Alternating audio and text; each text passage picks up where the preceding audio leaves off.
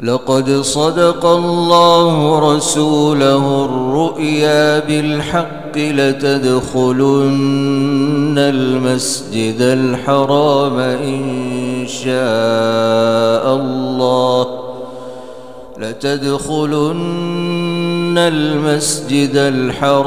إن شاء الله آمنين محلقين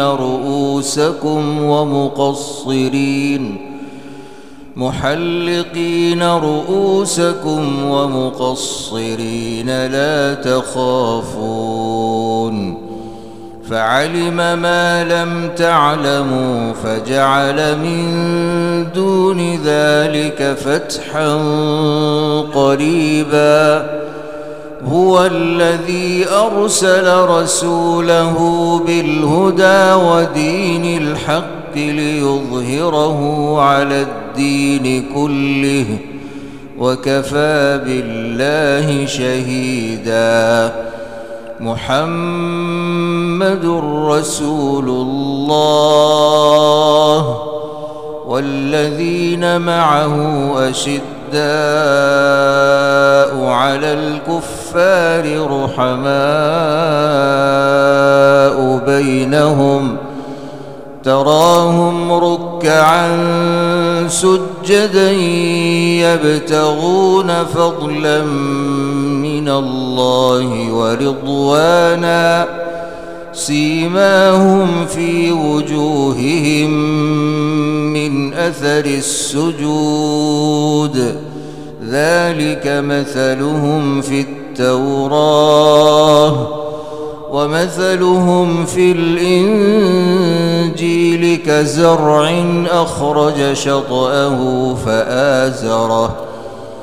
فآزره فاستغلظ فاستوى على سوقه يعجب الزراع ليغيظ بهم الكفار وعد الله الذين آمنوا وعملوا الصالحات منهم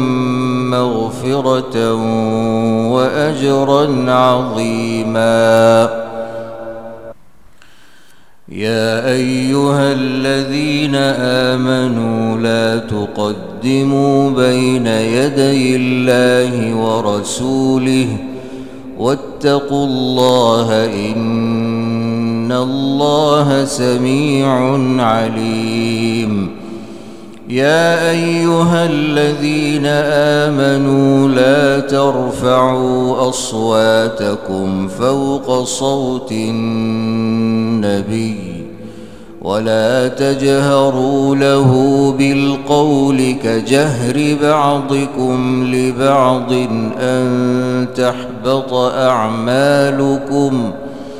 أن تحبط أعمالكم وأنتم لا تشعرون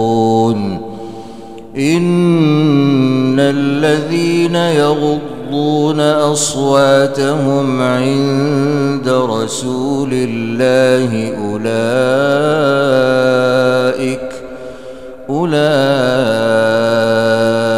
الذين امتحن الله قلوبهم للتقوى لهم مغفرة